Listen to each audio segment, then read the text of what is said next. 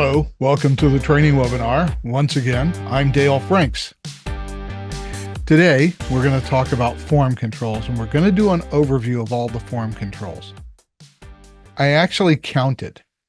There are 75 regular controls, 80 if we include the save controls, and we include the bootstrap controls. There are 91 of them. I have notes. 91 controls gives me about 40 seconds a piece to talk about each of the controls. So we're going to spend more time on some controls than others. We're not going to be able to do much demo. This is really going to be a control overview. Next week, when we talk about custom tasks, it's similarly going to be just an overview of the custom tasks. The number of controls, especially this week, make it a practical impossibility for me to do any sort of detailed demonstration of what the controls do. So we're just going to walk through them.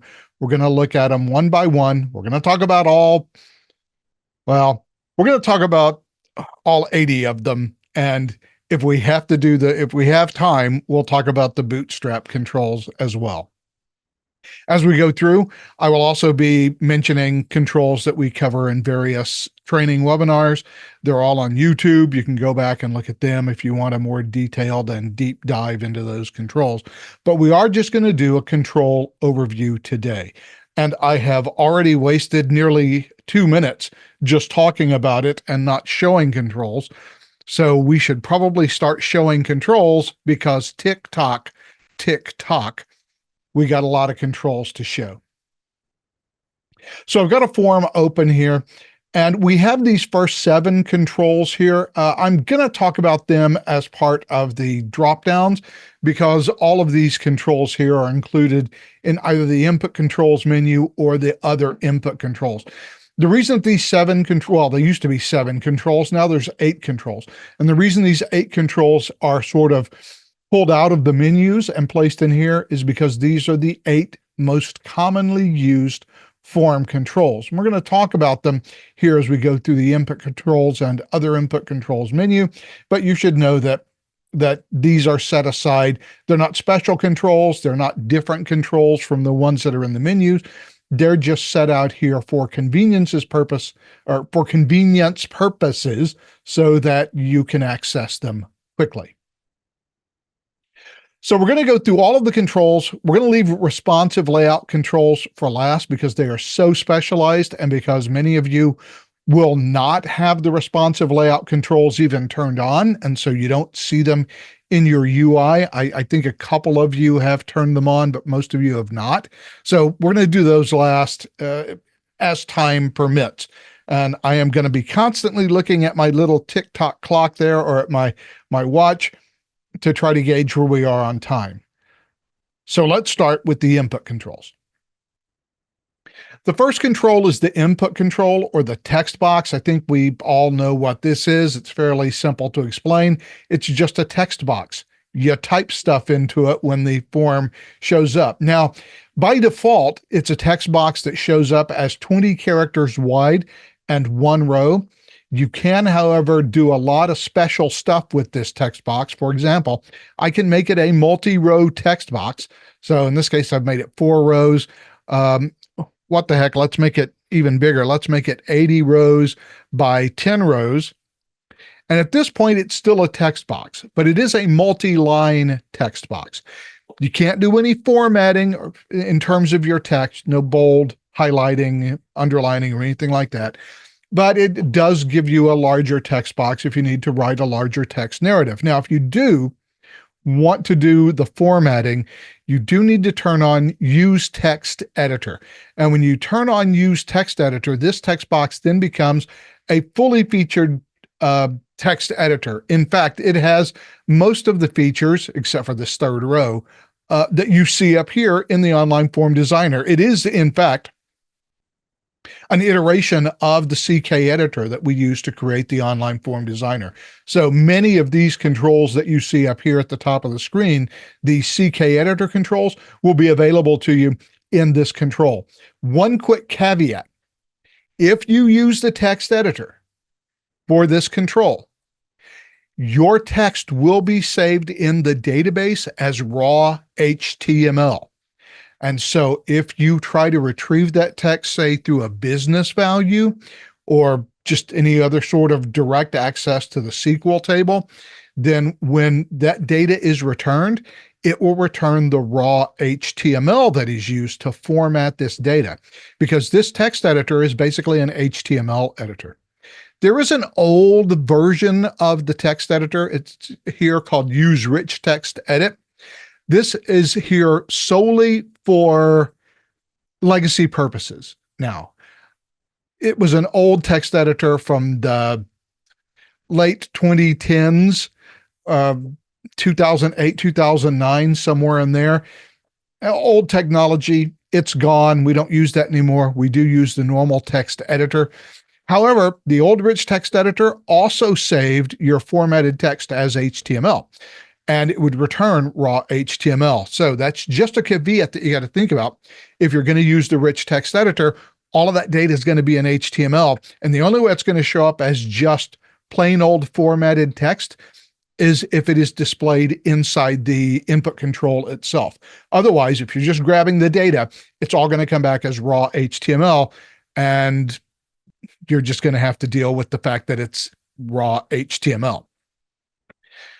The next control, so let me get rid of this one. The next control on the input controls is the checkbox. It's just a normal checkbox. It has two values, yes or no. And if it's checked, it's yes. If it's unchecked, it's no.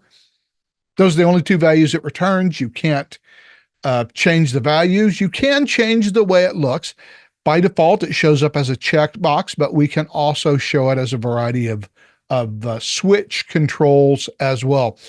In fact, I should probably also talk about the switch control at this point, because in addition to the checkbox, and I'm not sure why there we go. In addition to the checkbox, there is the switch control, which is right down here. It's also listed right there for the switch control. The switch control is essentially a checkbox. It just has a more modern look. It looks like a switch. Although there are some other views as well, the skewed view and the flip view. The flip view is kind of cool because the button literally flips via a JavaScript thing. It flips. It looks like it spins in place and shows you two different sides of the coin. So it's kind of cool. But for the checkbox itself, you don't really need to use a switch control. You can, in fact, take a checkbox, a regular checkbox control, and make it a flip control, or skewed, or flat, or light. You can turn it into a switch control as well. Even though that capability exists, there's a good reason for using checkboxes vice using switch controls. The nice thing about the checkbox is that I can throw in a bunch of text on a checkbox control, and that text will appear as checkbox text. And it would be difficult to do this with any sort of switch control. So basically, the difference between the checkbox and the switch control is one of implementation, and it's basically how I would visually like to represent my yes or no choice. The difference with the switch control is that, unlike a checkbox, outside of the visual features, which are kind of cool, the switch control allows you to control the value. Now, you can't do that with a checkbox. A checkbox is either checked or unchecked. It's yes or no. It's purely binary. It always has a value. In fact, if you use a checkbox and you say, I want to make the checkbox a required field, that's a waste of your time, because the checkbox always has a value. It's either checked or unchecked. So making a checkbox a required field accomplishes nothing, because when the form validation occurs, it'll say, oh, well, this is unchecked. The value is false, and the form will validate.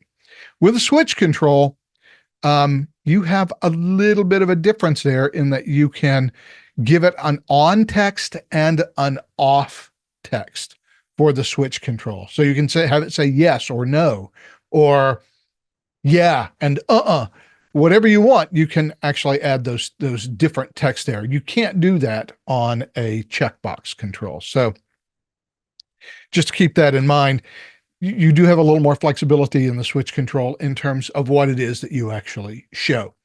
The date picker is just a date picker control. And you can set it to be either a date or a date time control. However, there is one little issue with this. If you make it a date time control, is it's going to show you for times just each hourly time, and it's going to show you from 12 a.m. to 11 p.m. And it's just going to show you those 24 top of the hour times. And it's always going to be segregated into 1 hour intervals when you run it. And I'm going to go ahead and run it. And while I do that, we have to talk about some of the form control tags. So let's open up the documentation here and go to the implementation guide. Well, there's my form. And this is what I was talking about. It has the regular date drop down, and then the time drop down only gives me from 12 a.m. to 11 p.m. And I have no other control over the UI control than this. I can add this time thing, but I can't customize it. That is a little bit of a shortcoming. However, if we go to the implementation guide and we go to Process Director Objects and we go to Forms and the Online Form Designer and Form Controls, way down here at the bottom, there is Form Control Tags. Now, I should tell you that all of these UI controls that we're talking about, they really are just system variables. Sure, whenever you put them on the form, there's this little visual placeholder that you see in the UI, and it's all cool and everything. But what's actually being placed on the form itself is a system variable for that control. All controls are system variables. They just happen to have a much more complex return that they bring back than a normal system variable would. If you type in a normal system variable, usually always returns just plain text. Control tags return the entire HTML control. So they are rather complex.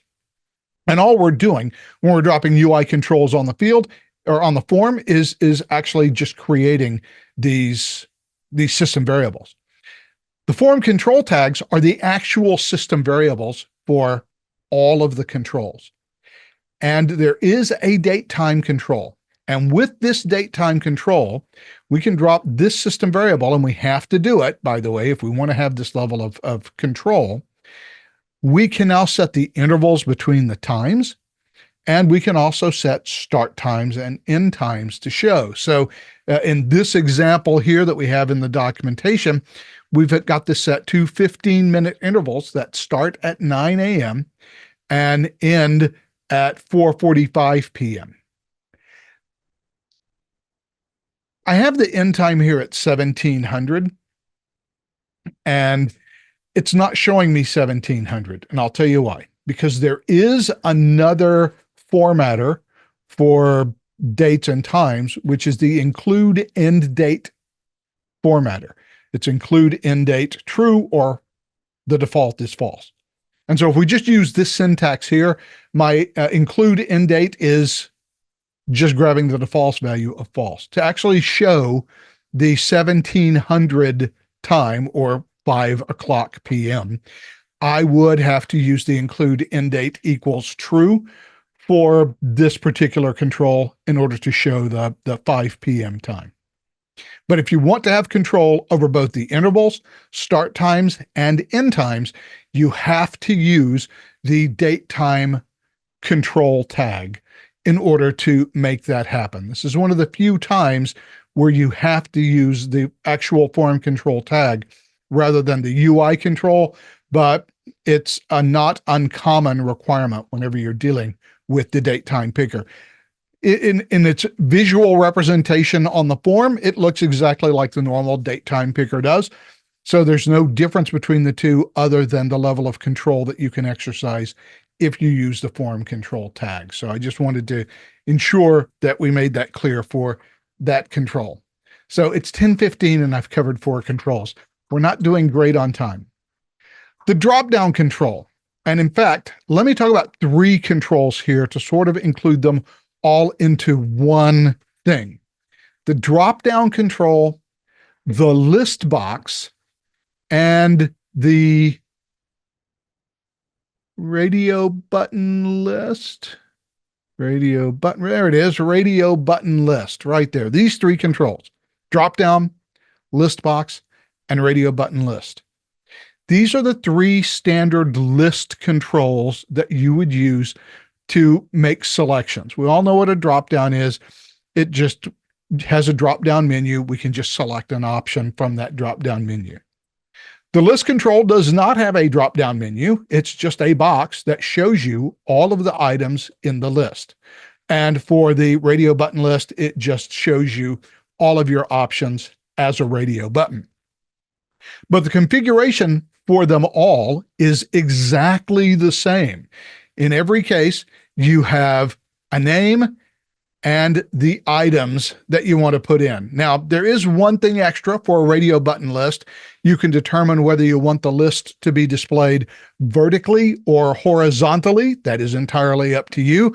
That is not an option that's available to you for the radio button or for the list box or for the drop down. The drop down is the easiest. It really, except for the autocomplete stuff, it really just allows you to put the items in here.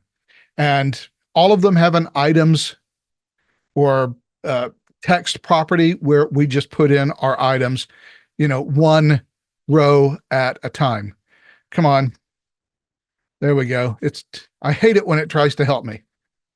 So these are all of the items in my list, and I could literally copy this list and do the same thing for the radio button.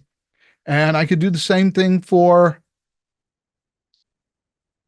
my radio button list. Now, I have a height control over here, so I should probably make this about, I don't know, how many rows do I have? 6.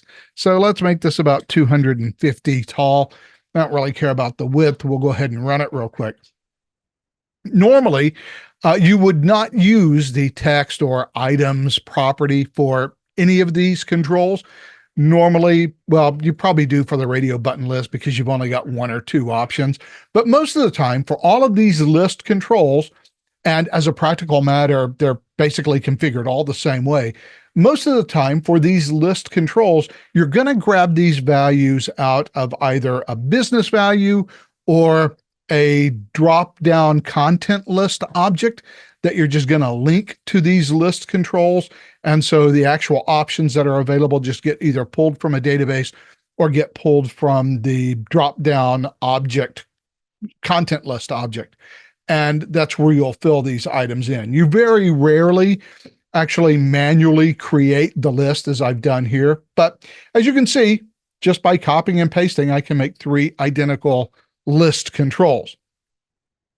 The difference between these 3 controls, really for the drop down and the radio button list, there's not much difference other than the visual presentation that you see on the screen. The list box is special though, because the list box allows you to support multiple selections in the list box. Now with a radio button list and with a drop-down control, I can only pick one single option. With the list box, using the support multiple selections property, I can grab multiple items out of that list box. The items that you select in the list box then will be saved when you submit the form as a comma-separated list.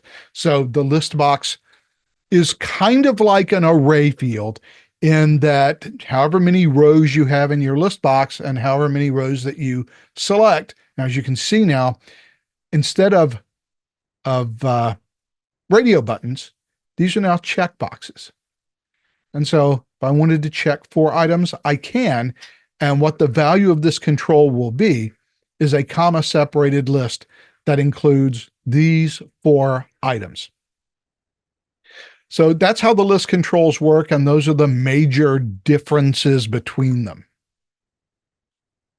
And all of them are very useful in certain circumstances. I find the list box super useful if I need to make multiple selections.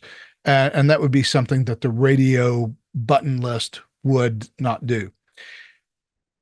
Now, talking about the radio button list, I know we are going a little out of order, but that brings us to the radio button control. Again, this is one of those controls that remains in the product for legacy reasons. It still has to work.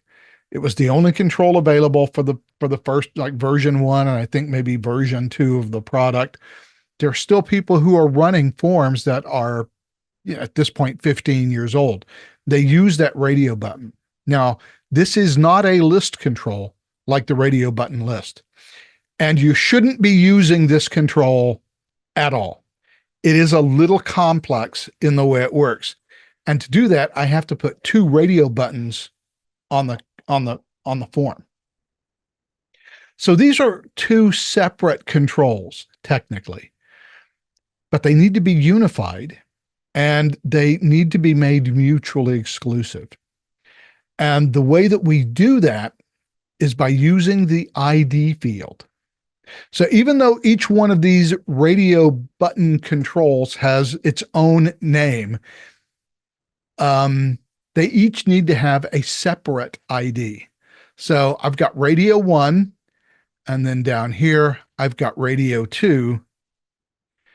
That needs to be radio 1, and then I need an ID, which in this case will be option 2, and in this case here will be option 1. So now they have unique names, but they all belong to this same group. And so now whatever I pick in these 2 radio buttons, also I have to give them a value. So each one of these has to have a value that is applied independently to it. It is confusing. It is what we had to work with back in 2007 through 2011, but don't use it. It's confusing and hard to work with. The radio button list does everything that does and more, because I clicked radio button again, didn't I? Because with the radio button list, because it is a list control, I can control the values here. So yes is now 1, and no will now have a value of 2. Or I could just get rid of that, and now the value of this control will actually be either yes or no. So I can have the text and value be the same. I can have a separate text and value.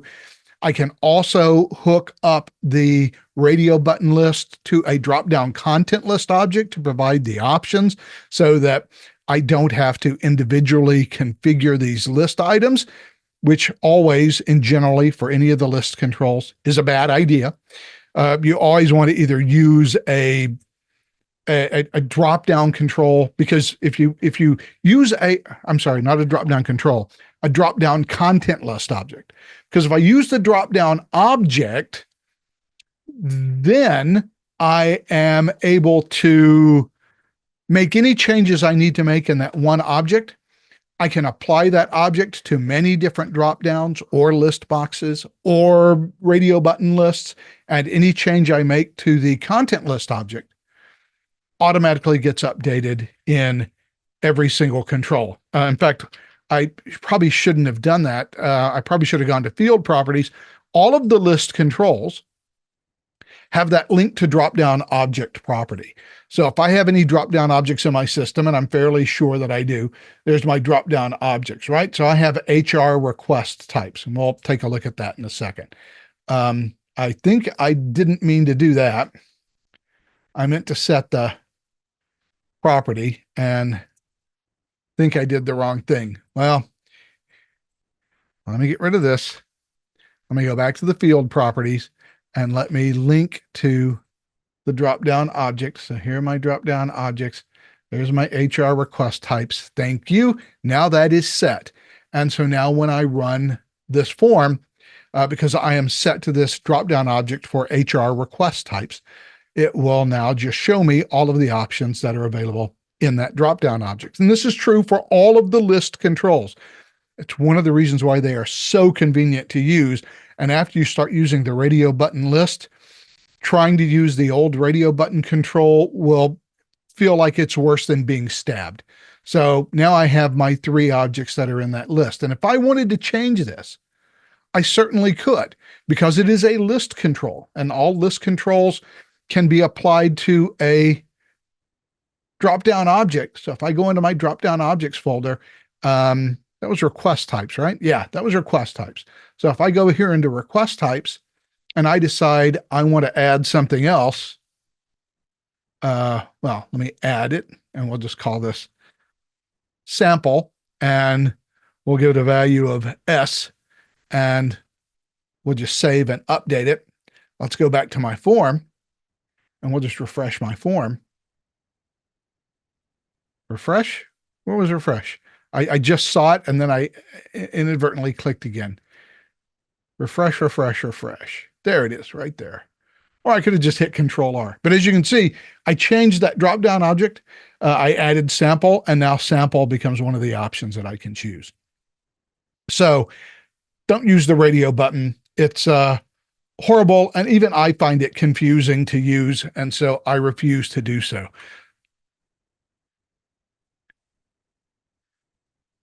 And it's already 10:30, and we're still in the first menu. This is what I was afraid would happen. Signature comments. The signature comments control technically is a form control.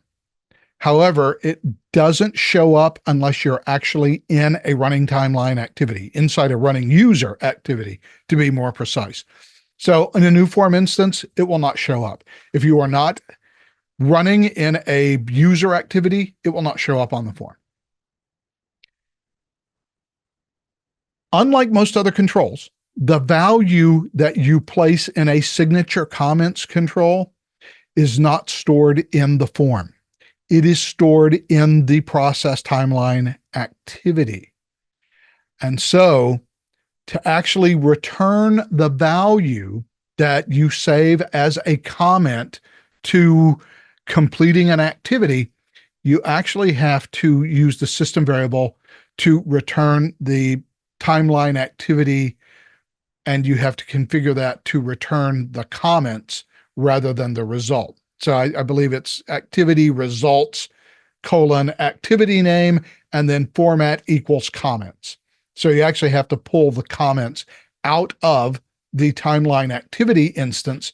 Otherwise, you won't find it. So if you open up the form instance and try to find the signature comments inside the properties of a form instance, they will not appear because they are not stored with the form. They are stored with the timeline activity instance.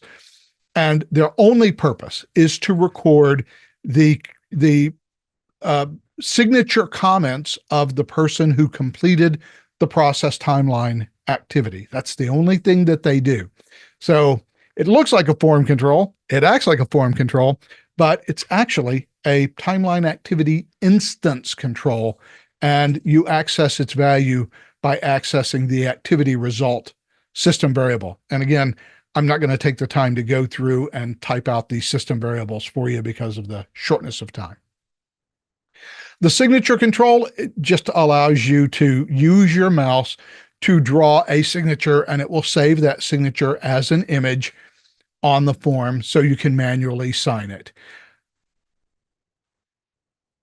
There's another signature control that is much more specialized, however, and it's over here in other input controls, and it's the Topaz signature control. We do have customers that use Topaz signature devices. You've probably seen them before. They're those little sort of black or dark gray rectangular boxes. They generally have a stylus stuck in them, and they have this rectangular LCD screen, and you sign on that LCD screen. That is a Topaz signature control.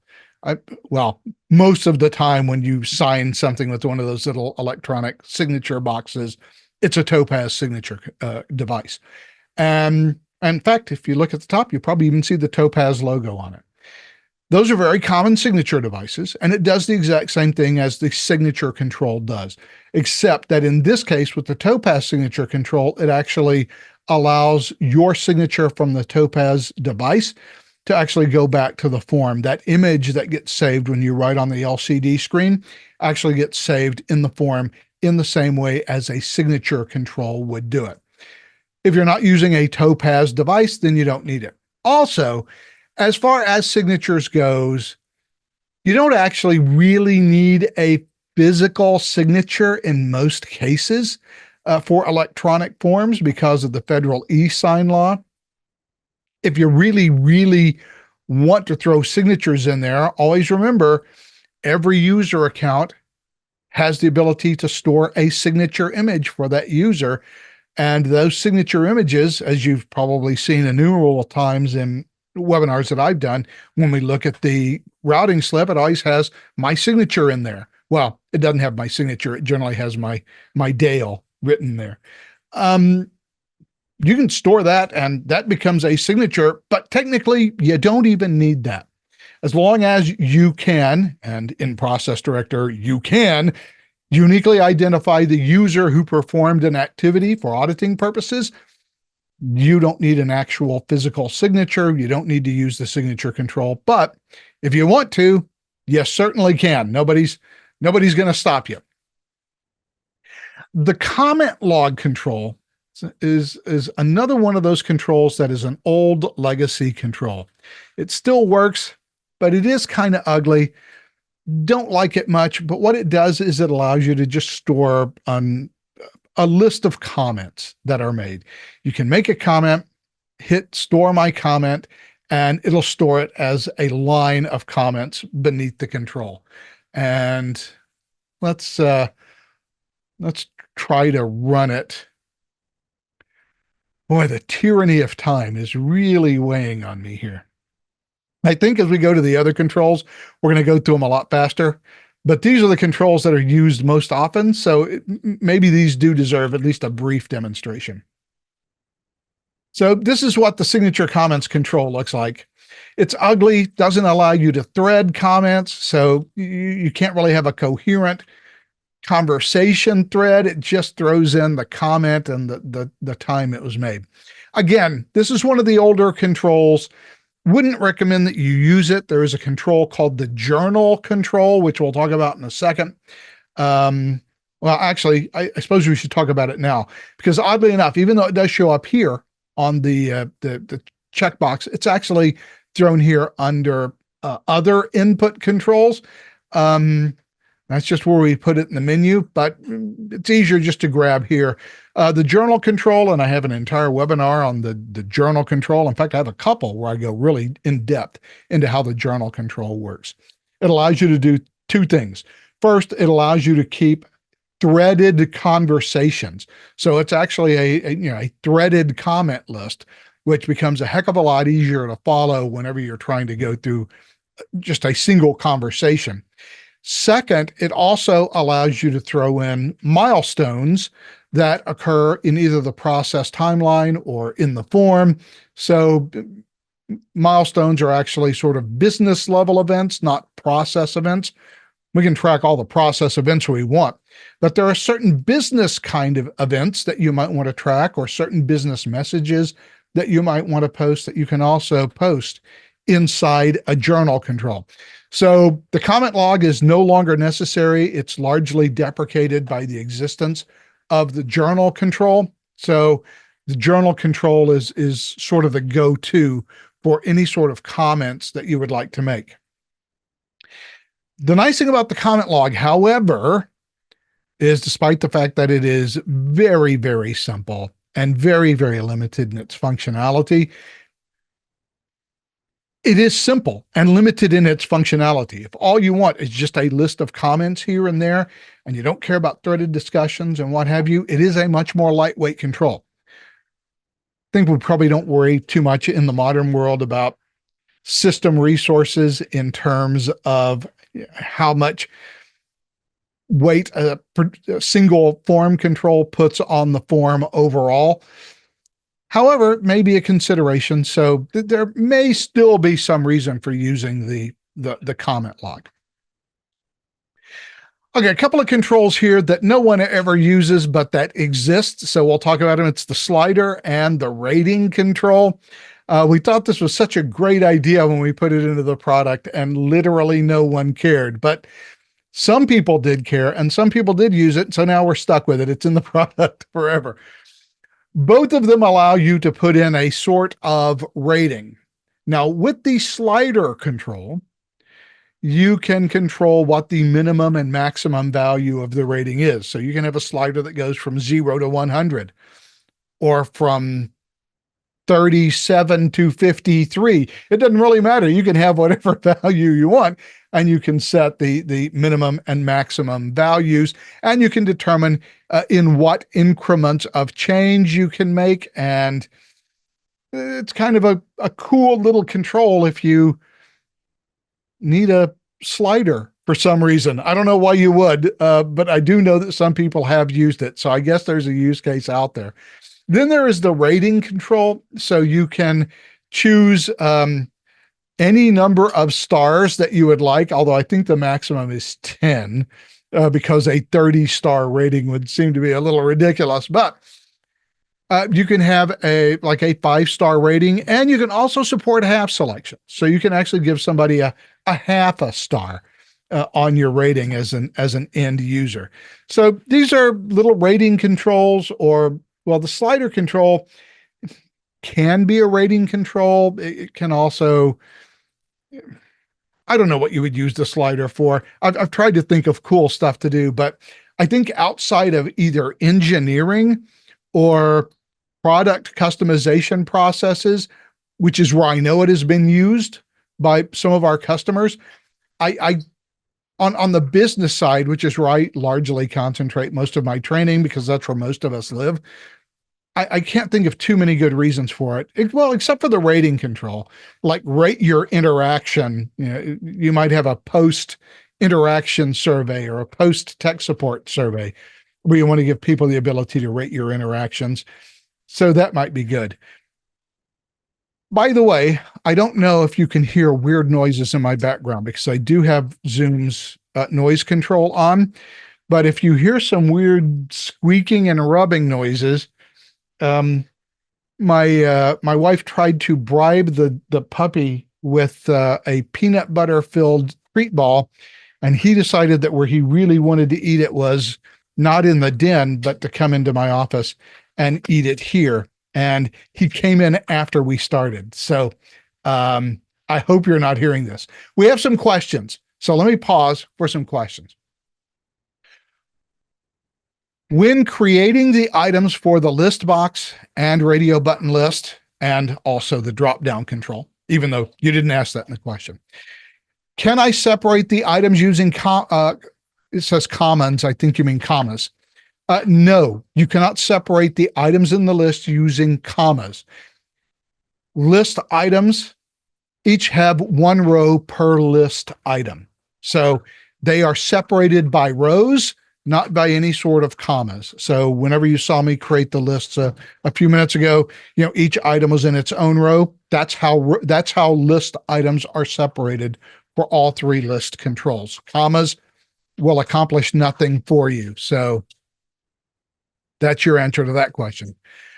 Can or should these legacy controls be labeled as legacy so that we don't inadvertently use them? Ooh, that is a business question. And I think the consensus is we don't label them as legacy.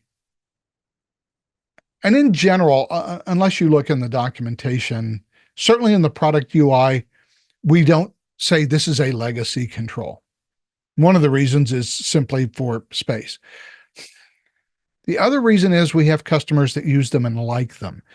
And once you start saying, okay, this is a legacy control and this is a legacy control and so is this one, then we start getting a whole bunch of questions from users about, are you about to get rid of these controls? Why are you marking them as legacy controls? I use them. I have 10-year-old forms that use them. Am I going to have to redo all of my old forms? It honestly becomes a messaging problem to label things as legacy. If you look at the documentation, Where controls are legacy controls, I think I generally tell you this control has been deprecated, like the radio button. This control has been deprecated by the use of the radio button list.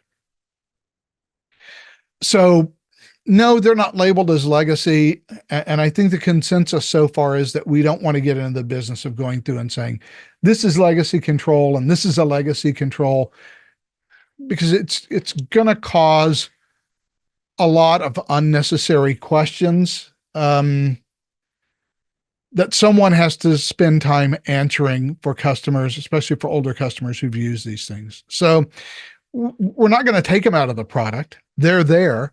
They can certainly be used. And I think also our expectation is if you look at the list box control and how easy it is to configure and how flexible it is, or I'm not the list box, the radio button list. And then you look at the radio button control and you see how confusing and tedious it is to configure, you will normally gravitate to the radio button list because it is easily comprehensible and understandable. So there you go. That's the answer to your question. I don't think I can give you a better answer than that. The user picker and group picker controls are very simple. The user picker control returns a single user. The group picker control returns a group. What these controls store is the actual UID, the GUID for the user, or the OGID. It's actually OUID for the user and OGID for the group, I think, in the database. Both of those fields are GUIDs. And that's the value of this field, this user picker and group picker. This is probably more important with user picker because when you use a group picker, it's usually to allow an end user to select a group, and you're not going to do much with it. When you use the user picker, and by the way, you don't try to fill it outside of Process Director.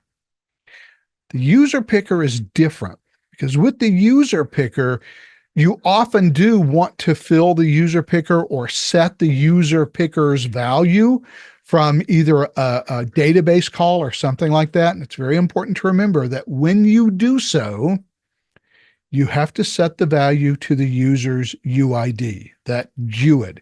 You can't use the username, you can't use their name, can't use their address. It has to be the actual GUID that is the OUID for that user. So if you're pulling information directly from the database, and we get this quite a lot. Well, look, my username in this system is Dale, right? And so people will say, well, look, I set the value of this user picker to Dale and it's not being set. And that's because Dale isn't a real value. Dale is an attribute of the user account that applies to me.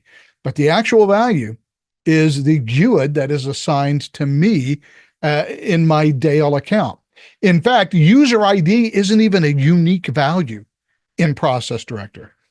I can have 3 different accounts, one Windows, one SAML, and one built-in account, all of which have the user ID of Dale.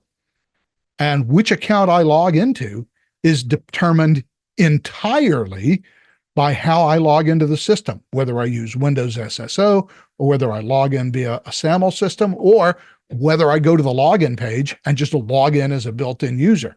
I can log in as Dale in all 3 of those accounts. Sure, they're different accounts, but they all have the same user ID. User IDs aren't unique in Process Director. Only the GUID is. And by the way, the scenario I just described explains precisely why user IDs aren't unique in Process Director.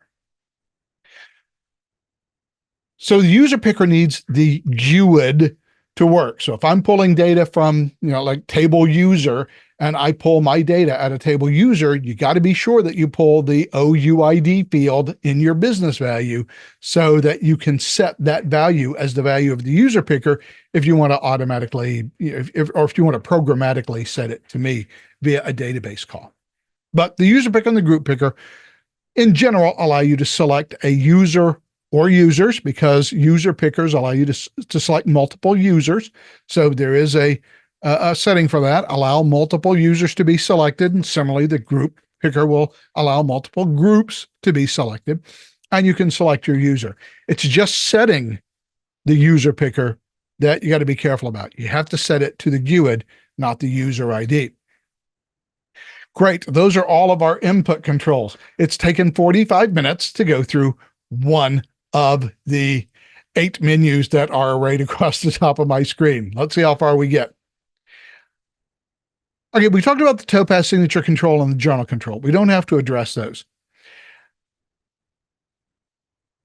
The content picker, data source picker, and control picker controls are actually object pickers inside Process Director. There's a very, very, very small number of use cases in which you would use any of these controls.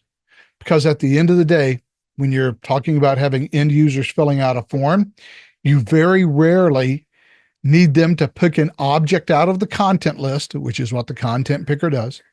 You rarely need them to choose a data source that is stored in the content list, which is what the data source picker does. The data source picker is a content picker that only looks at data sources. And the control picker, again, is a content picker that only looks at form controls. I honestly can't think of any end user based system where you would use any of those 3 controls.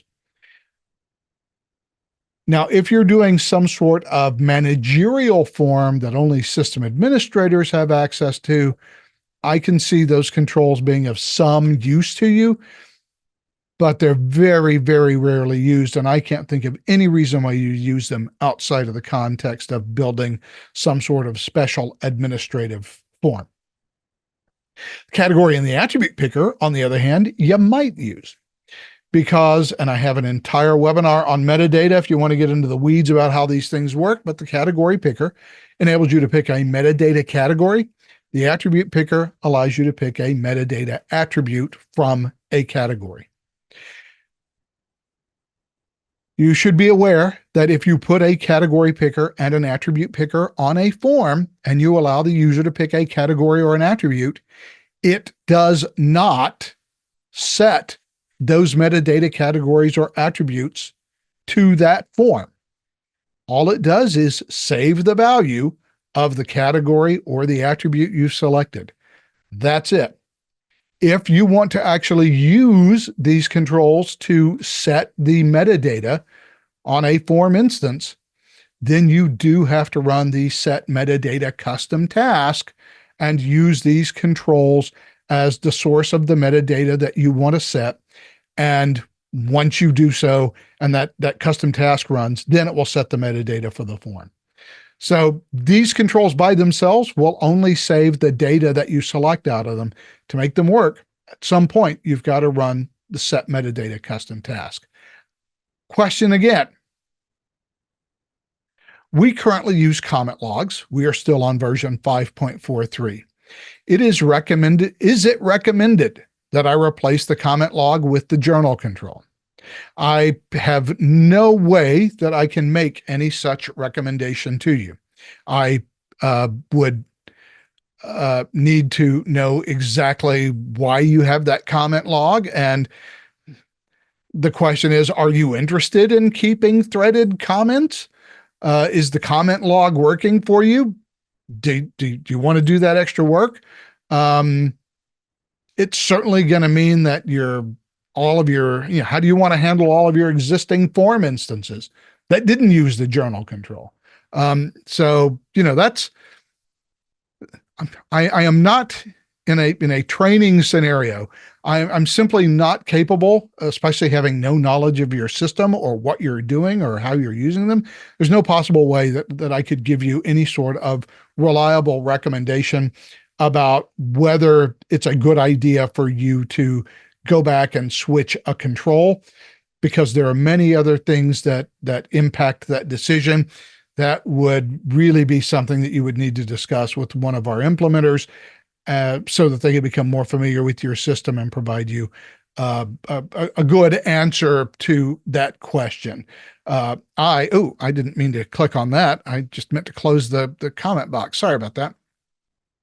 I can tell you what things do. I just can't get into the business of recommending changes to systems that I'm not familiar with. That's just not that's not a good idea for me to get involved in that business, because I don't have enough knowledge to tell you what you should or shouldn't do.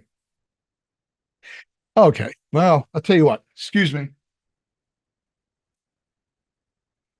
I don't know if you can hear the barking because now the peanut butter is apparently gone, so it's barking time.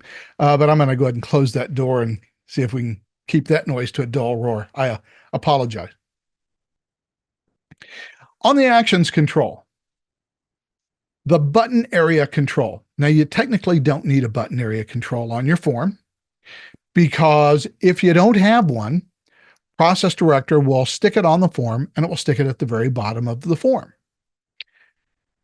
And you think, oh, well, fine, I'll never need to use it. No. That's an extraordinarily bad idea. And I'll give you a great example of why with that button area control. So let's go back into my advanced design concepts and look at my completed sample application and look at my advanced form. And we have all of the stuff there on that form. Let's go ahead and look at the, oh, that is not good. I'm getting that get condition set deal. So excuse me, see if I can fix this real fast by exporting. No, export is right there. So let me hit my export thing and let me run over here and come on, export it for me, please. Because it's really going to be helpful if I can show this. Okay, I'm not sure why we're taking this long to do that, but okay, great. Now we'll go back here to completed sample application, and I am going to re-import that form, which hopefully will clear up that error. Well, those are all of my test documents. Let's go back to downloads. Let's pull that back in. Let's see if we can't re-import this bad boy. Well, that's a positive sign, I guess.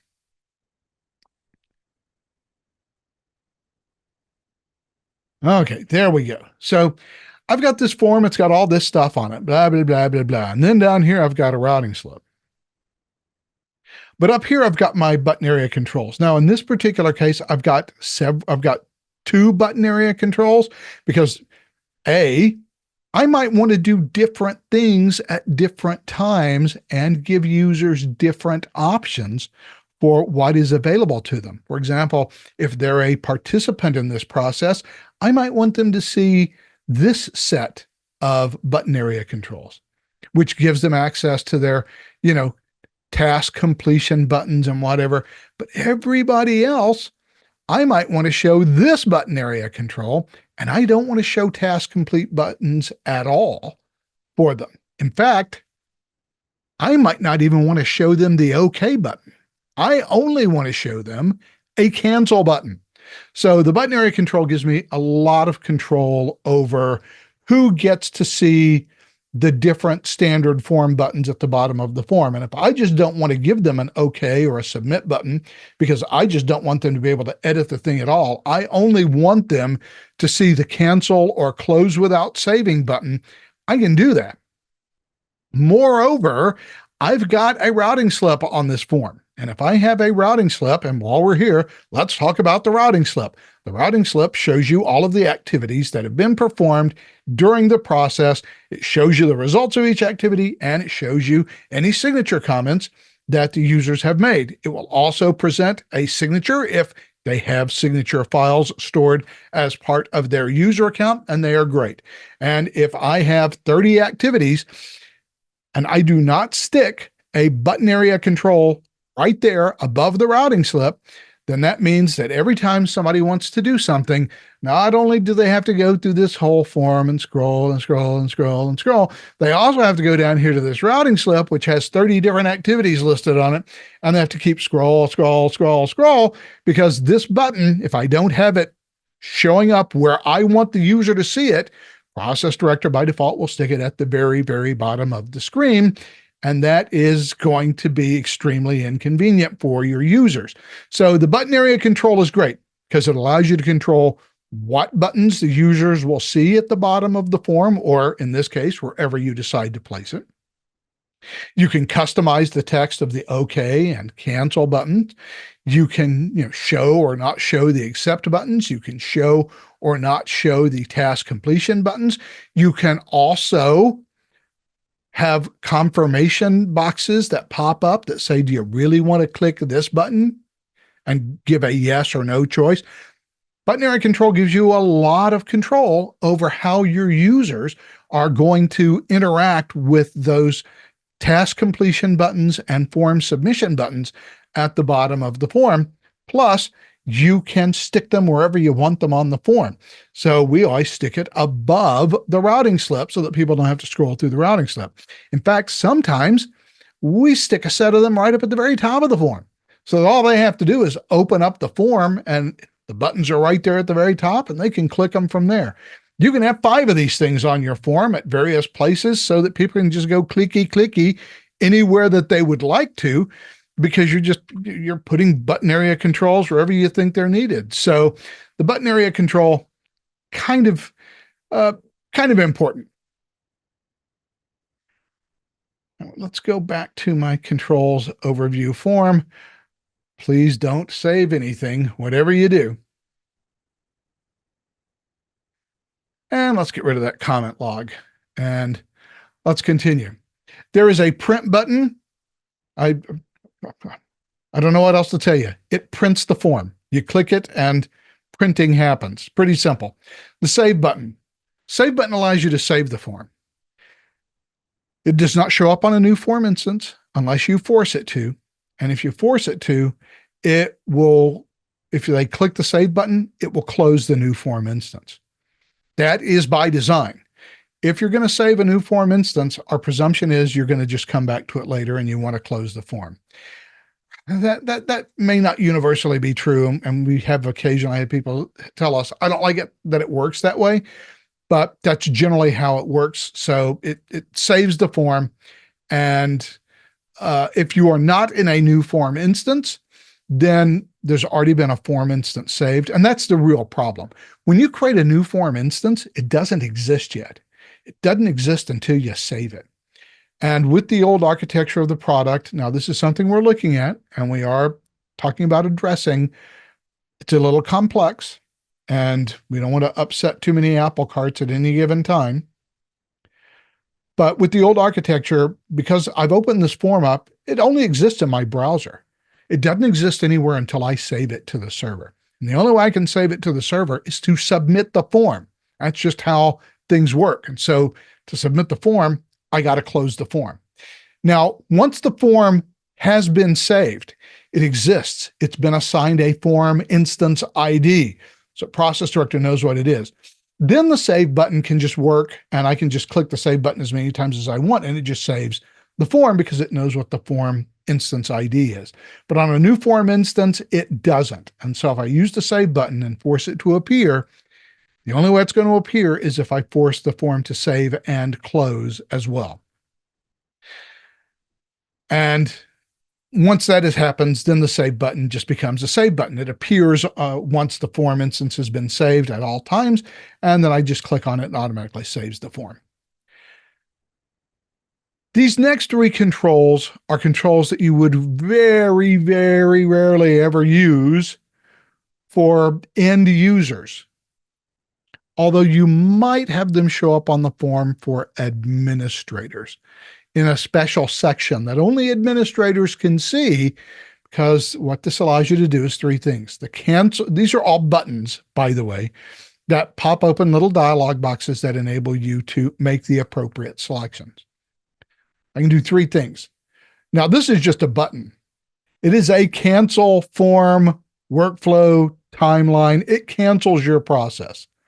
So if you click on it, it's going to say, are you sure? And if you say yes, it's going to cancel the process. So this allows you to manage the process from the form. Obviously, you don't want to give every end user the ability to do this or to manage process users. This is basically a user picker that allows you to add or cancel or reassign or remove users from whatever activity you want to.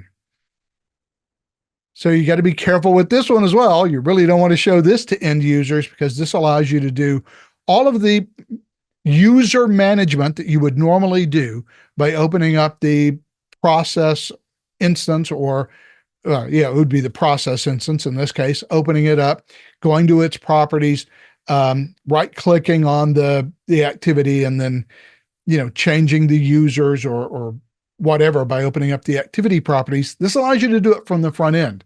Obviously, this is something you only want administrators to access. Same thing with the invite control.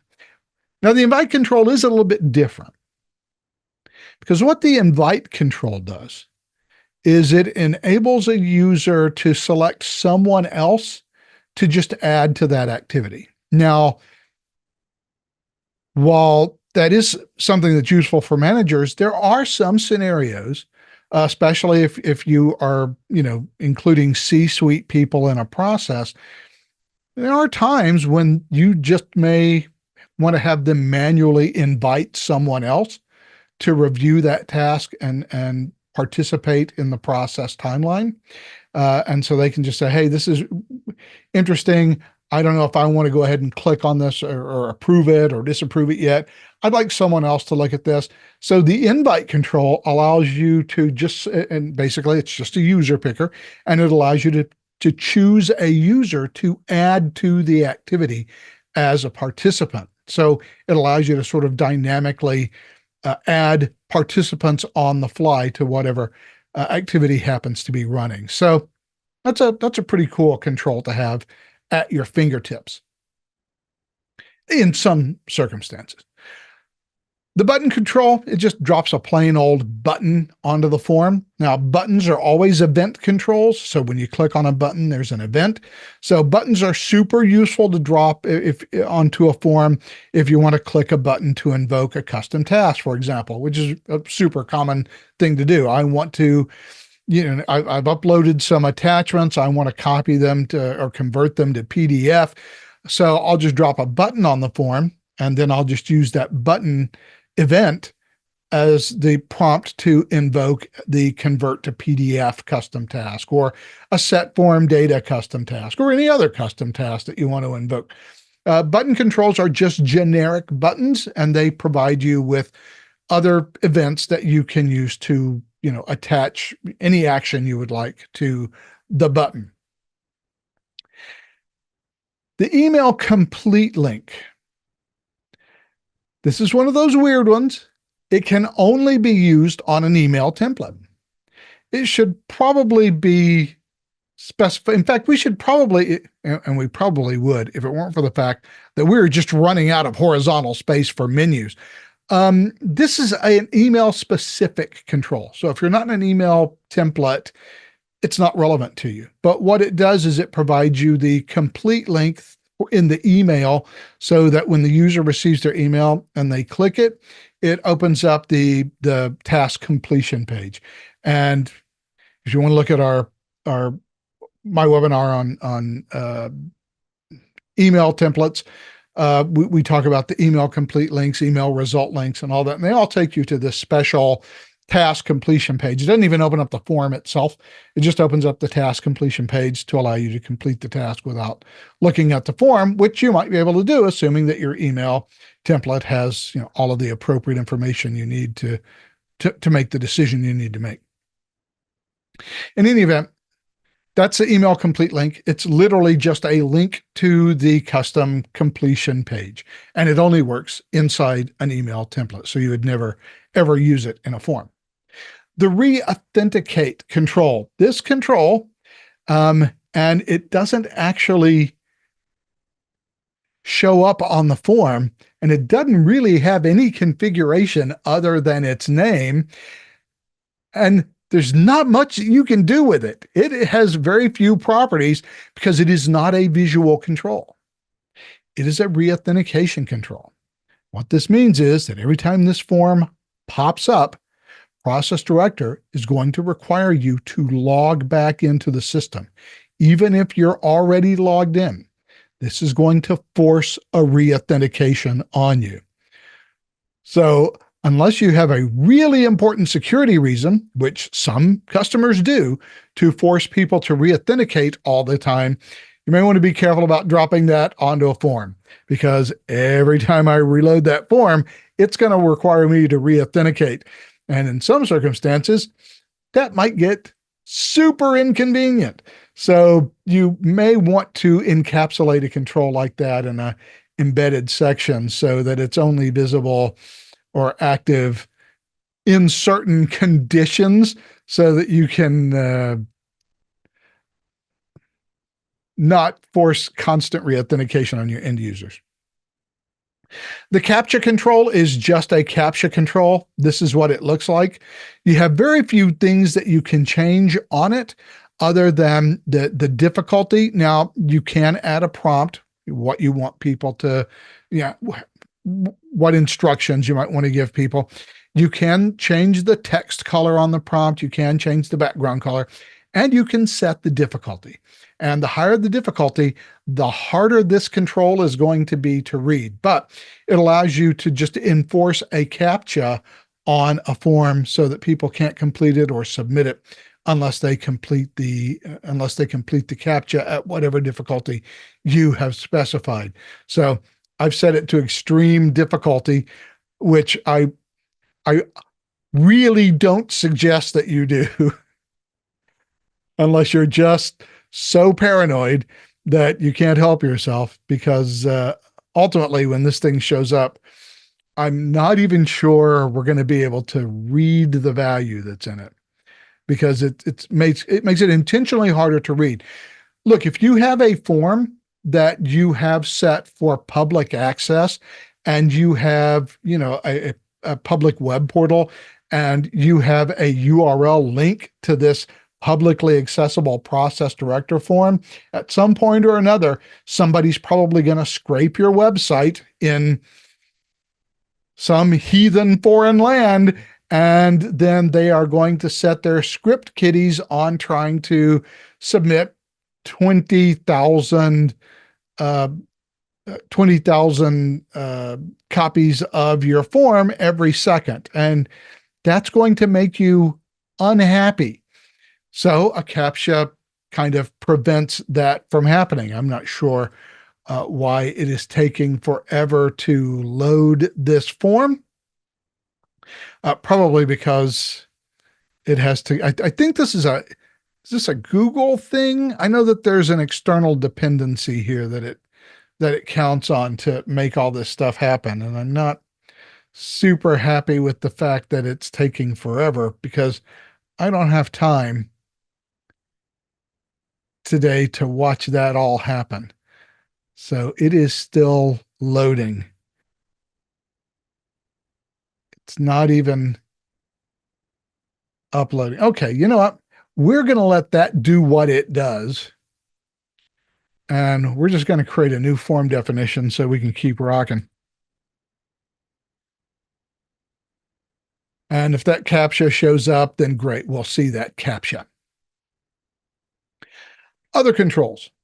The system variable control, you've seen me use that probably 1,000 times at this point. It just enables you to encapsulate a system variable inside a control. You'd put the system variable here, whatever the value is for the system variable that you want, and then you can put in a text label, whatever you want for that system variable, and it just shows up on the form. I kind of like the system variable control. I use it a lot simply because forms, especially if I'm going to use a lot of them, start to look really ugly when you just start putting, text system variables on the form, which you can do. By the way, you can put as many text system variables on the form as you want. You don't need to use that control. I mean, this all works, but I It's a little extra work to do it, but it does make your form a little easier to understand, and it makes it look a lot neater, especially if you have a form that's, rather densely populated with controls. Throwing in a whole bunch of text system variables, just kind of ugly. Label controls, accessibility. All controls on a form should have a label. So if you have a data input control, a label should be associated with it. So in my case, I have no idea what the control name is going to be. Apparently it's going to be input one. Well, that would have been easy, huh? So I have an input control. For accessibility reasons, I do need to have a label control associated with that. I have an entire accessibility and responsiveness webinar. Look at that if you want more details. But the important thing is that I be able to associate. Oh, I apparently did not copy input one, so I guess I'm just going to have to type it in. I need to be able to associate a label control with an ID. This enables the use of assistive devices. It also, whenever I select a label, it automatically selects and puts the focus on the control. Labels are important for accessibility purposes. I know that many of you are required to use these label controls because you have, accessibility requirements that are imposed on you by your organization. And the label control is one of the primary methods by which we do that. When using the cancel button, does it show up as admin canceled? Yes, it does. So that will be an admin canceled result. And it will also show that you did it. It will show you who clicked the button. The fact that we have UI controls to make these task management and activity management things work, and that you can do it from a form, doesn't change the fact that Process Director still knows who you are, and it knows what you did. And it will record what you did, and it will put that in to the routing slip so that everybody will see that you were the one who canceled everything. So it is not a get out of jail free card for you if you cancel something that you're not supposed to. Don't make the mistake of telling your system administrator, oh yeah, prove it, because they'll just say, oh, okay. The routing slip control. We've already seen the routing slip control. We know what it does. I've already explained it. Enough said. The HTML control. This allows you to put in raw HTML. Oh, please do not use this control unless you know what you were doing, because now you're messing with the fundamental HTML of the page. It has a very small visual representation, just that little HTML icon. And right here, you can put HTML in. Now, there's a little weird tweak with this. This is the only control that technically does not require that you put a name in for that control. In fact, notice when I put this control in, it didn't name it HTML1. It didn't name it anything. The name is blank. I don't need a name for an HTML control in many cases. There are some cases, like if I'm going to be referencing system variables or other things like that, where the system will not retrieve a value from an HTML control unless I give it a name. You may want to look into the documentation where I explain this in much more detail. Sometimes you need a name for this control in order to retrieve values from it. However, if you're just dropping, HTML on a page, I just want to drop in,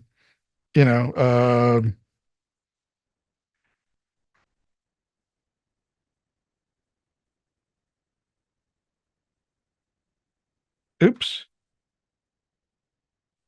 Well, almost.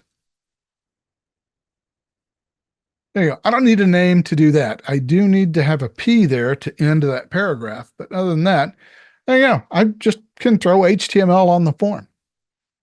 In fact, I can technically use JavaScript in here as well in the HTML control to throw some JavaScript into a form. So this is a pretty useful control. Unless you know HTML and JavaScript, don't use it. Because No good can come of just playing around with that. The knowledge view control, it will display a knowledge view inside your form.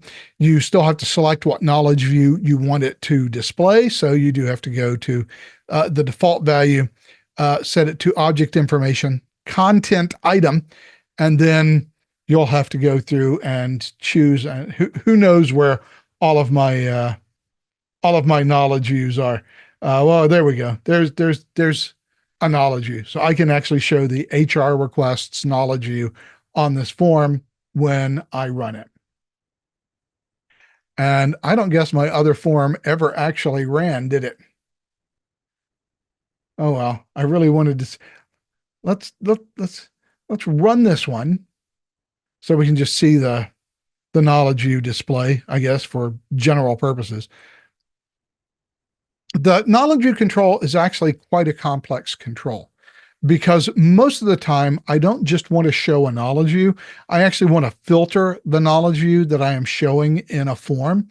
And so in order to do that, so right now it's just going to show me the whole knowledge view, but I have made it too short and there's a whole bunch of stuff here at the top. So we can't actually see the knowledge view itself because I've made the control too small. I would have to change the height on that control to make it visible. So sorry about that. But most of the time, what I am really needing to do is pass in the query string parameters to that knowledge view so that when the knowledge view runs, it takes those query string parameters, adds them as filters on the filter tab, and then returns me a relatively small list of items.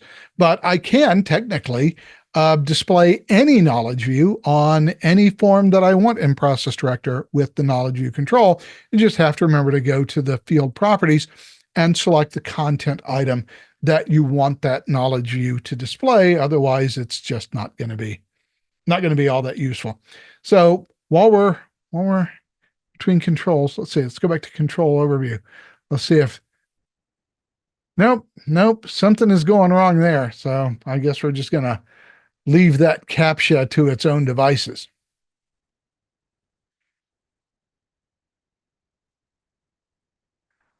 The hot link control, basically it allows you to drop a URL in and you can set whatever the end text you want to be.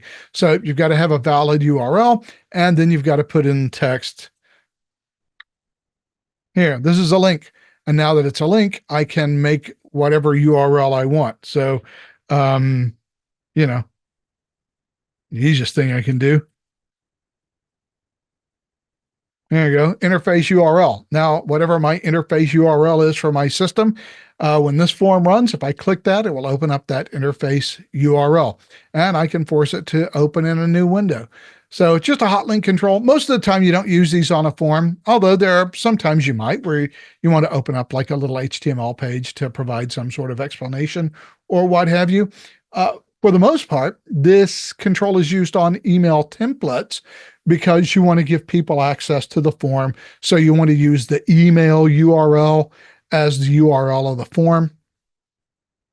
And that way they just, and then you put whatever text you want for that link, and then people click that link from the email and it just automatically opens up the email URL. So I have it set to interface URL. So in my case, it just takes me right back to the home page of my current Process Director installation.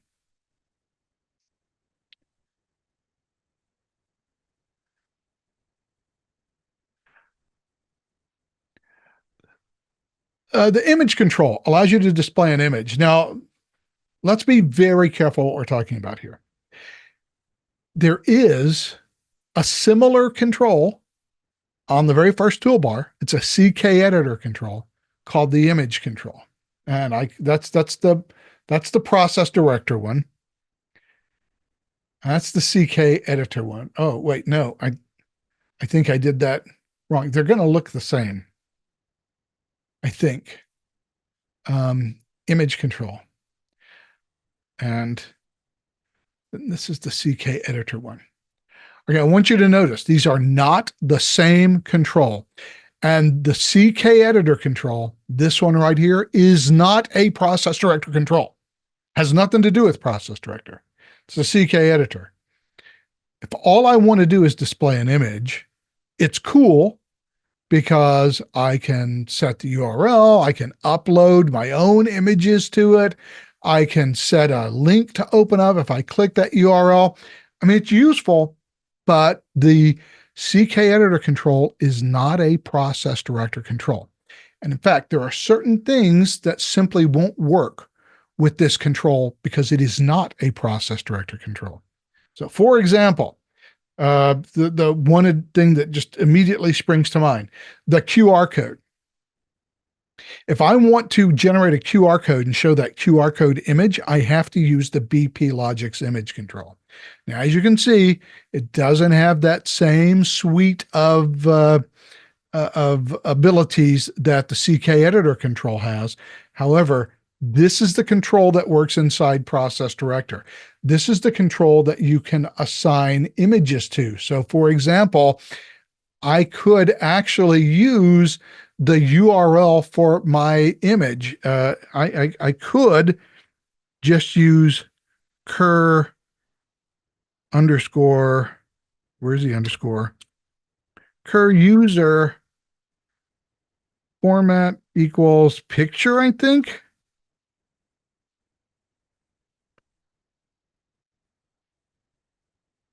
I think that's right. It could be wrong, but we're not going to, if it is wrong, it's 11:21. We ain't going to take the time to look it up in the documentation. But we're going to let this thing run. But simply by doing this, it should show my picture, or at least my avatar picture that I have uploaded to this system.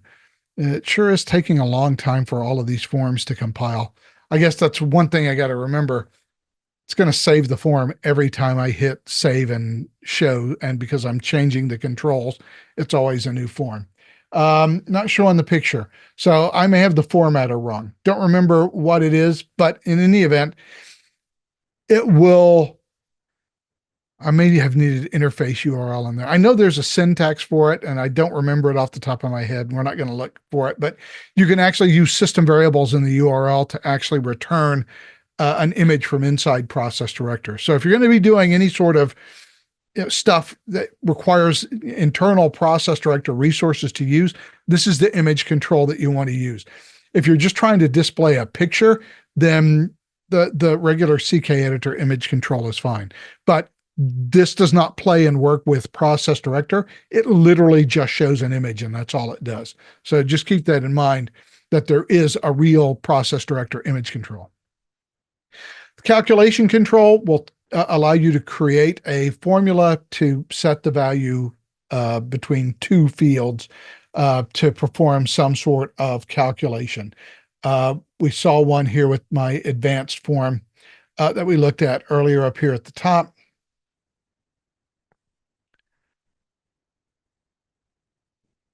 So I have a calculation control right here. And in this particular case, there's a formula. And this is my time off days field times 8. The time off days field is the number of days I'm taking for time off in this particular case. And so if I take 1 day, it's just going to, this field is going to take 1 day and multiply it by 8 to give me 8 hours of vacation. And that's what calculation fields do. They just allow you to perform calculations on form fields.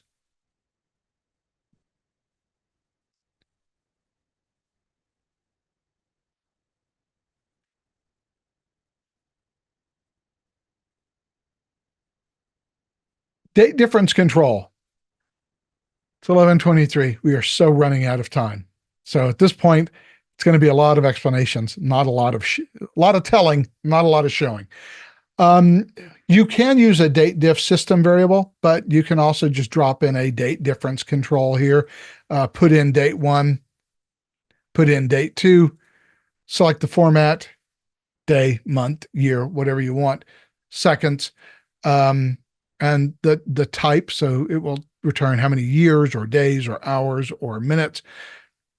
And you can just do a date difference control. I find that the system variable is just easy. Maybe that's because I use the system variable a lot, so I'm used to it. I find this just too tedious to set up. However, it exists, so you can use it if you're not comfortable using the system variable. The lock form control locks the form for editing, so that if you have a form that might be opened by multiple users at the same time, the lock form control allows you to lock the form to whoever user opened it first.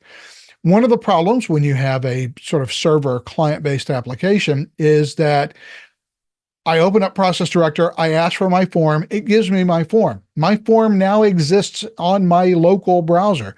Someone else opens up the form and asks for it. A copy of the form now exists on their local browser.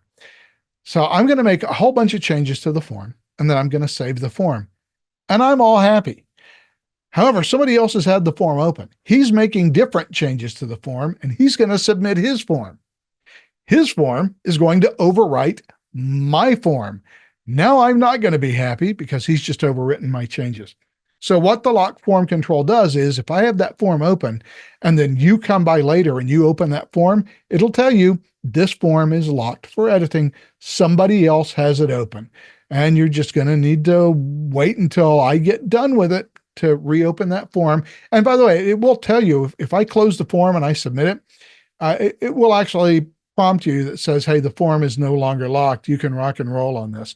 And then it will just reload the form that I have just saved. So you'll see what my changes were. Now you can make whatever changes you want to make. And if you overwrite my changes, now it really is your fault. So that's what the lock form helps prevent.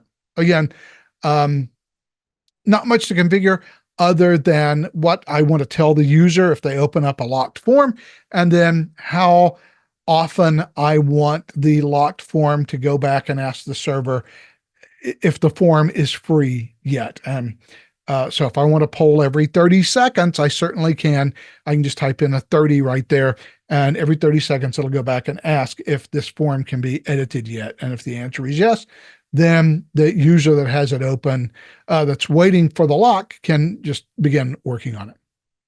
Scheduler, again, one of those controls. I don't know if I would say that this has been deprecated. I just can't see any reason for using it now that the goal exists. Because this is a control that sets up a repetitive event, and it does require the scheduler. There's a whole bunch of moving parts to this. It is explained in the documentation. I don't have time to get into the weeds here because it's 11:27. I personally would never use the scheduler control again. I'd just create a goal. Because I can prompt some sort of action.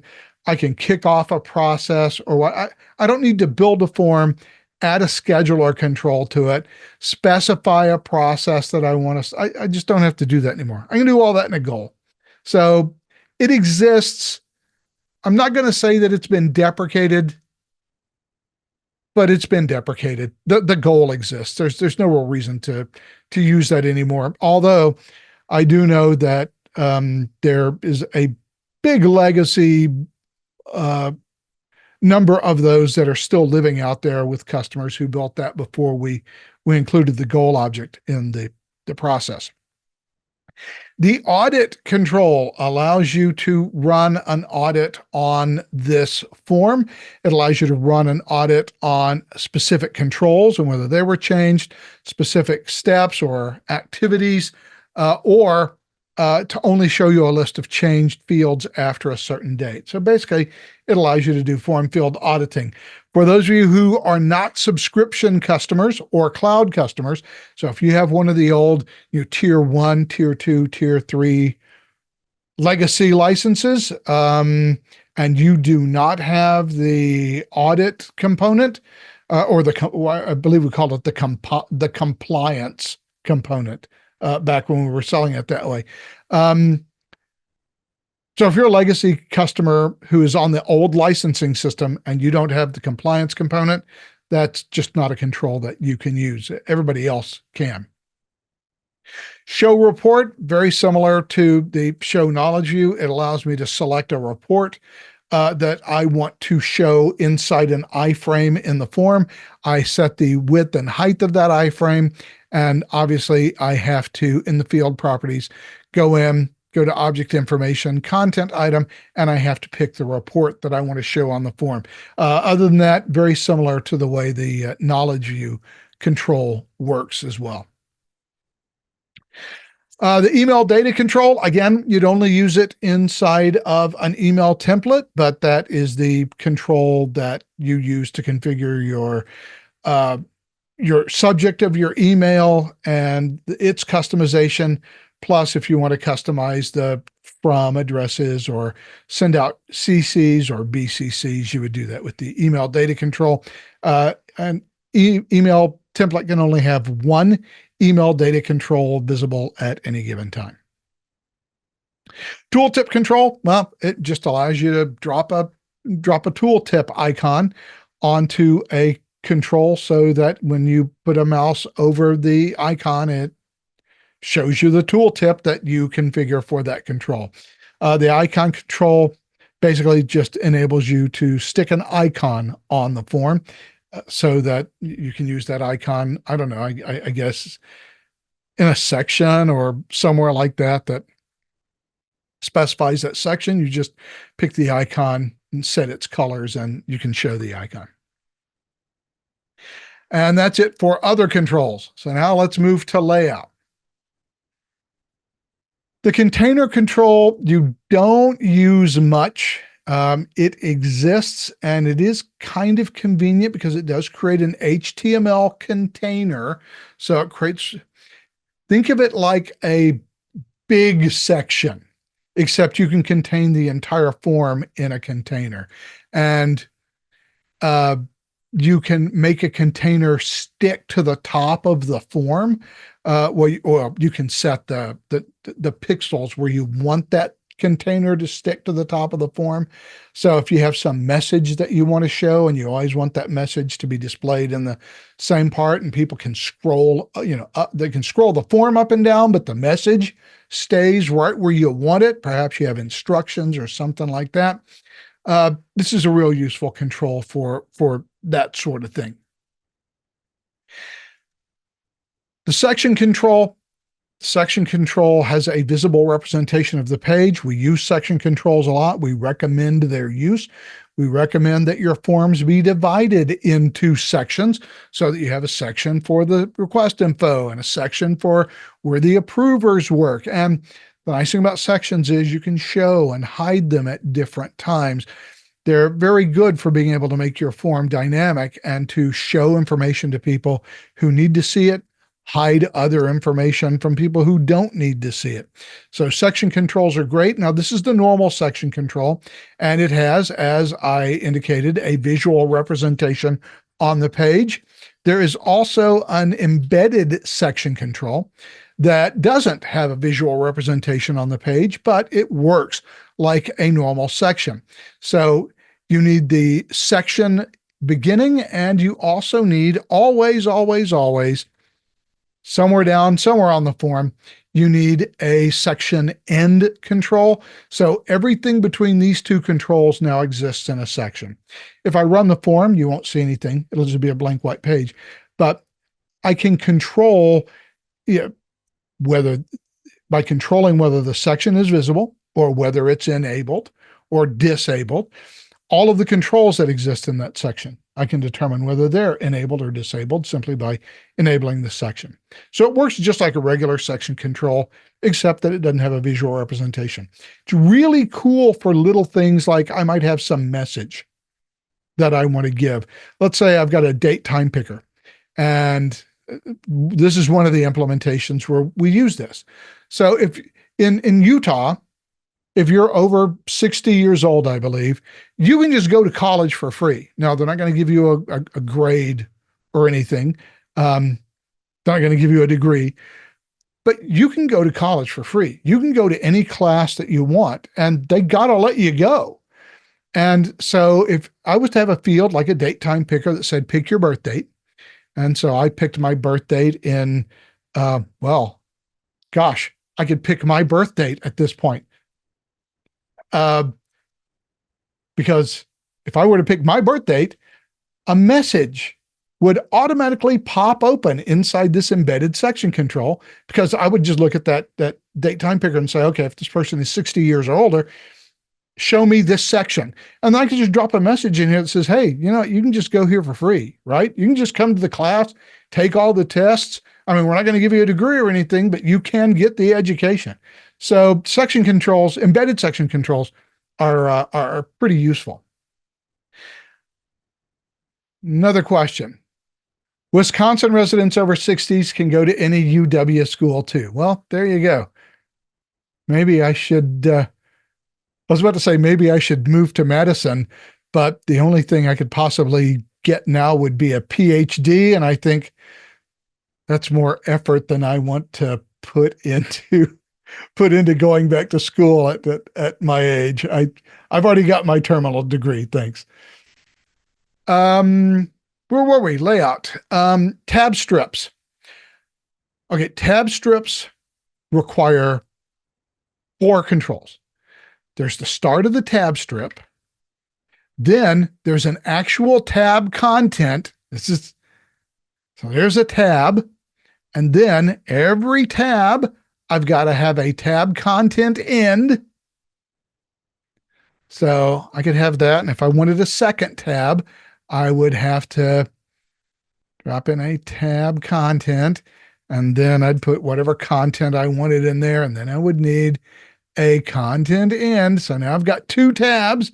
And then finally, I would need to put in my tab strip end. So to make a tab, it's really tedious. And all of my actual tab content goes inside my actual tabs. And I have to be, and whatever tabs I put in here. So I have like tab strip, I have tab content 2, I think, and tab content 3. Nope, tab content 4. Why wouldn't it be? So tab content 2 and tab content 4, those are my tabs. Okay, now I've got tabs. This should all just work. I think I've really quickly configured it, and it should show me tabs. Now, by default, the tabs will be arrayed horizontally across the top, but I could also array them vertically down the right-hand side of the page by clicking Use Vertical Tabs. Tabs are actually really quite convenient, especially if I have a long form, because what it allows me to do is bifurcate out different types of content into different tabs. So I can just move from tab to tab. In fact, you can set up a deal that will require me to finish this tab, and will either automatically take me to that tab or will force me to go to this tab before I submit the form. So I can actually guide people through the form tab by tab, telling them how I want them to fill out the form in order. It allows me to save a lot of vertical space on the form simply by being able to throw different form controls into different tabs on the form. So it's a super useful layout convention to have available to you. Comment start and comment ends. It will allow you to put an HTML comment on the page. It will not show up on the page anywhere when the form is run.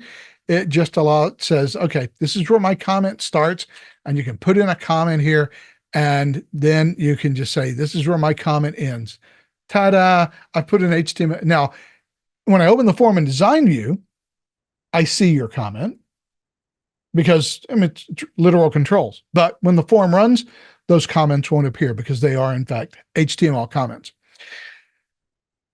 By default, if you have a validation error on your form or some other informational message appears on your form, by default, Process Director places them in 2 places. One at the very, very top of the form, and one at the very, very bottom of the form, right below the form actions buttons. You can, however, put them in other places because we have the error string, which shows up if there is an error message, and the info string, which shows up if there is an info message. And you can place them at any location in the form that you want. And basically, they are literally just placeholders that you can stick anywhere that you want. So If you have a really, really long form, you might want to put a couple of these at various places in the form. Or if you have multiple tabs, you might want to put one of these in each of your tabs so that if there is an error, an info message that users need to see, it always shows up in their tab, especially again on a long form where they may not see the very top and the very bottom of the form all at the same time. But anyway, those are all of your layout controls. Arrays, we're going to move through these very quickly because I think we use them a lot. You always need to have an array start and an array end control. The array start has a name. Arrays should always be used inside of tables because in general, we want to run the array as a table row. So if I have these two rows, I probably want one row here for headers, which we'll forget about for the moment. But to create an array, very first control in the row is going to be the array start control. Once I've got that, I can put in my input controls, put in another input control, and then the very last control in that row should be my array end control. Now, when I add new rows to the arrays, it will automatically just add an entire table row to my table. And so my table will remain, my table will remain in normal order. It will just add in a new row every time I add a row to the array. Now I'm doing it here as a single row. Technically, I could do this. And I could just drag this. Can I drag it? No, I can't drag it. Now, technically, I can do this. An array can span multiple rows in the table. The only important thing to remember is the very, very first control in the very first row has to be the array control, and the very, very last control at the end of the last row has to be an end array control. If you do that, this thing is going to work fine. Every time I add a new row, it's actually going to add 2 table rows to my array, but it will be a single array row that gets added. There are several buttons that are associated with arrays. Most commonly is the add row to array. It's just a button that you can just throw on your form. And the only thing you need to put in is the name of the array to make it work. And then every time you click on it, it'll just add a new row to your array. Now, the add row actually works outside of the array because it doesn't really care what goes on in each particular row. Boy, I forget what I got to have a value where it's not going to let me do anything. Let me erase it. Now, there is a couple of other little buttons here, and they actually need to be inside the row.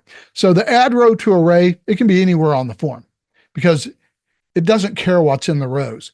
However, these buttons here do care what is in the row, and so they actually have to be inside your array.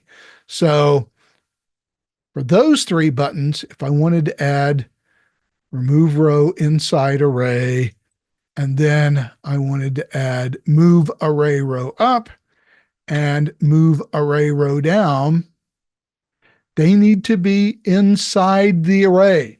And the reason they need to be inside the array is that everything between those 2 red square brackets knows what row I'm on, and it knows what the values are on that row, and it knows where it exists in the context of all of the other rows in the array.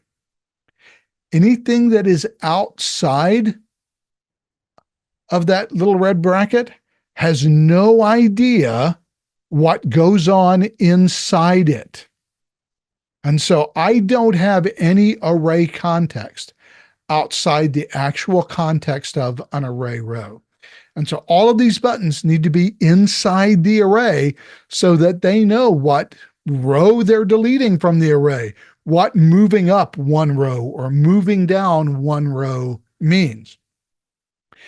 And by the way, this is why whenever we're doing a set form data or something like that in the form, and it's an array field, a little box pops up next to the field name that's asking what array row are we talking about.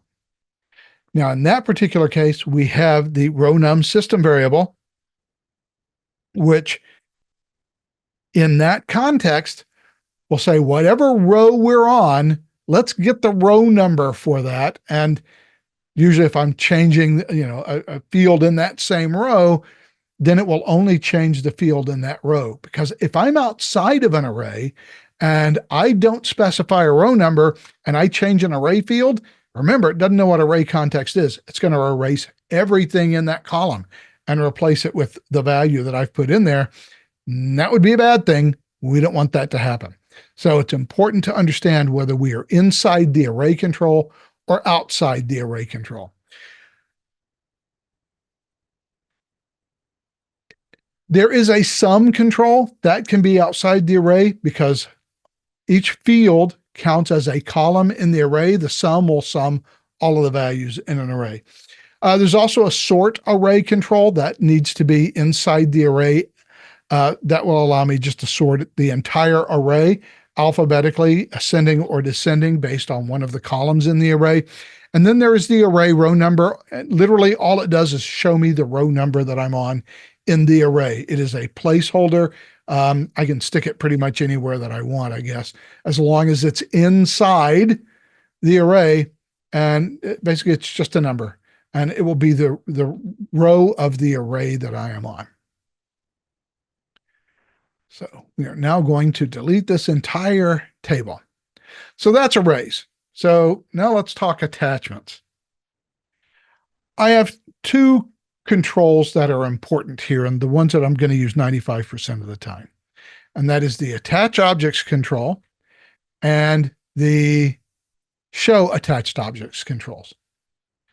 So that's a button that when clicked will upload a document as a document attachment to my process or form. And then there's the show attachments, which will actually show me the attachments that I've uploaded. I've gone through these things about 1,000 times for you. I think they're pretty well-known controls. I think almost everybody uses them. I will only say my always caveat, upload to the process, not to the form. Save everything as process attachments, not as form attachments. Gonna make your life a lot easier. And that's why we've made the attach type process for both the attach and the show attach control. Now, the other ones are a little trickier because the other ones are basically attach via KView controls. And we don't use them much, but we do use them in case management. What this allows me to do is to attach another object, could be a form instance, process timeline instance, or whatever. And I need to have a knowledge view that lists all of these form or process or case instances. And basically it's a button that will appear on the form. I click that button. It will open the knowledge view, which will show me the list of form or case instances. In my case, in the case management training that I do, it's case instances, right? I open up a form. That form has to be attached to a case. It's not in case context. I need to attach a case to that form. So I use an attach via KView control so that I can pick the knowledge or the case instance that I want that form to be attached to. And it just creates that attachment. And then I have a show attached objects, which will actually, just like the regular show attached objects, this will show attached objects from a KView. And again, I have to specify KView to make that happen. There's one thing that's really important if you're going to use the attach objects and show attach objects via KView. And we actually have to look at case management to understand that. Inside the knowledge view itself, if you're going to use attach via KView, you can't just willy-nilly pick any KView, because you have to set a special property for what happens whenever you select an item in that knowledge view. Now, most of the time, when a knowledge view runs, most of the time we're returning form instances, right? And when we click on a form instance, we want that form instance to open. In this case, that's not what we want to have happen. So in this case, this is auto claims, right? So I have a case definition, the auto claim case definition, and I want to pull all of the case instances for that auto claims definition. But when I click on them, what I don't want to open is the case instance. When I click on them, what I want to be able to do, and that says click to open in the browser. So this is the wrong one. And now I don't remember which one it is, but I will know when I see unless I've changed it. I mean, it's apparently it's this one that I used. And on the configure tab, there is this perform the action when entry is clicked. In all of my other knowledge views, the action I want to do is open. I want to actually open the form or whatever to see the instance, but not here. Because to make the attach via KView work, my knowledge view, whatever knowledge view I specify to show up, I need to set that knowledge view to attach link. Because when I click that item, what I want to do is associate the item that I click with the form. Now, in this particular case, I'm doing it to attach a case instance. So if we look into my forms, so I could open up an adjusters report. And again, case management webinar has all of this stuff in much more detail.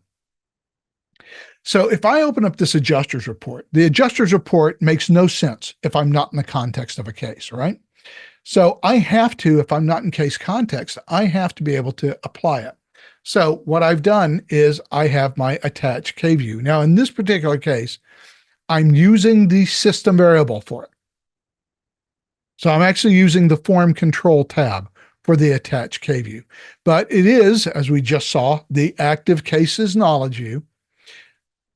This is the attach type, process, the group name, active claims, the text, select the relevant claim, that's the text for the button, so that when this form runs, and I'm clearly not in case context now. So when I run this form, I need to be able to apply case context to it. And it can't show me any of this submission information down here at the bottom of the form. It can't show me any of that information. I don't understand why this form is not running. I didn't make any changes to it. Let's just run it from here. Sooner or later, it'll run. So I forgot what I was saying now. I completely lost my train of thought. But when this opens up, it will allow me to choose my case context. Oh, I know what I was about to say. Now, in this example, we're attaching the link to a claim instance via that knowledge view, right? So when this knowledge view opens up and I click on 21-005, it's going to go away, but also so is the top part of my form because now I am in case context. And now I am actually looking at claim 21-005. And all of the documents that were associated with that claim are now available to me because they've all been associated with the claim itself. So I have access to all of these documents. I'm in case context because that attach link worked. Now, this is a little more complex, but you can do the same thing with that attach link to link another form instance to your form. So if you want to reference, 3 or 4 different form instances that exist out in your system because, they all covered similar issues, yeah, no problem. You can do that simply by using the attach link and attach via KView controls, and you can create those links. And all of those form instances that you select will all just be attached with your form. The data list, that is a control that actually uses a business value to pull back a whole bunch of stuff and show me that data in a big honkin' grid. It does it by paginating the data, only feeding me the data I need as I need it. So if I have 30,000 rows, it doesn't have to try to shove 30,000 rows of data in memory. It only throws whatever data I need to be looking at the current moment into memory. So it allows me to very efficiently show large groups of data. Primarily what we do with the data list is we select rows of data and then we add that data to form controls elsewhere on the form. This is largely used as a reference tool so that I can reference a list of people or a list of studies or a list of journals or conferences or whatever. And I can just select the one or multiple ones that I want. And I can just click a button and it can add that data directly to form field controls on my document. All right, it's 11:55. We got through everything but the responsive layout controls. And you know what? I don't even have to talk about them because most of you will not have the responsive layout controls enabled in your system. You could, but you just don't. And the reason that you don't is probably because you don't know Bootstrap. Bootstrap is a CSS/HTML framework that provides sort of a unified look and feel for all forms and basically all web pages. I think it was based on, who was it that did it? Was this based on Twitter or Facebook? That was one of the big social media companies. In any event, they had this framework called Bootstrap. If you don't know Bootstrap, you don't know what any of these things do and how they work. If you do know Bootstrap, you already know what these controls are because they are literally Bootstrap. They're literally Bootstrap classes. I have an entire webinar on the responsive layout controls. So if you're interested in that, you can look at it. But basically, these are not data entry controls. These are all CSS controls. They're all controls that govern the physical layout and styling of your form. You would have to put process director controls inside each of these container objects. Well, actually, if it's process director controls, you'd put them inside the form group container, but all of these are just basically CSS containers, and it uses Bootstrap's architecture to determine how your form works. Like I said, if you don't know Bootstrap, none of this stuff means anything to you. If you do know Bootstrap, you know what all of this stuff is, and I don't need to explain it to you. There is a custom variable. However, if you want to use the Bootstrap stuff, there is a custom variable that you can turn on. Don't remember what it is off the top of my head. Literally go to doc.bplogix.com, search for Bootstrap. It'll come up for you automatically. And you can set that custom variable and turn on the responsive layout controls. Most of you don't know Bootstrap. And heck, I used to know Bootstrap and I haven't used it for years. So even I'm not super familiar with it anymore. But I have it turned on simply so that these controls are available, obviously for webinar purposes. If you don't need it, don't worry about it. If you really do know Bootstrap and you really want to use it, set your custom vars file. If you don't have access to your custom vars file, send a tech support ticket and we'll have somebody on our side change your custom vars file to add the responsive layout controls for you so that you'll have access to them. We're done. I ran this bad boy right up to the limit. So once again, thank you to Dan Kruger from the UW system. He is the one who suggested this and next week's webinar where we'll talk about custom tasks. So once again, allow me to publicly thank you, Dan, for this suggestion. If you have webinar suggestions, drop me a line and tell me what it is you'd like me to talk about. And who knows, maybe in a couple of weeks, we'll talk about it. Have a great week. We'll talk to you next week. So long.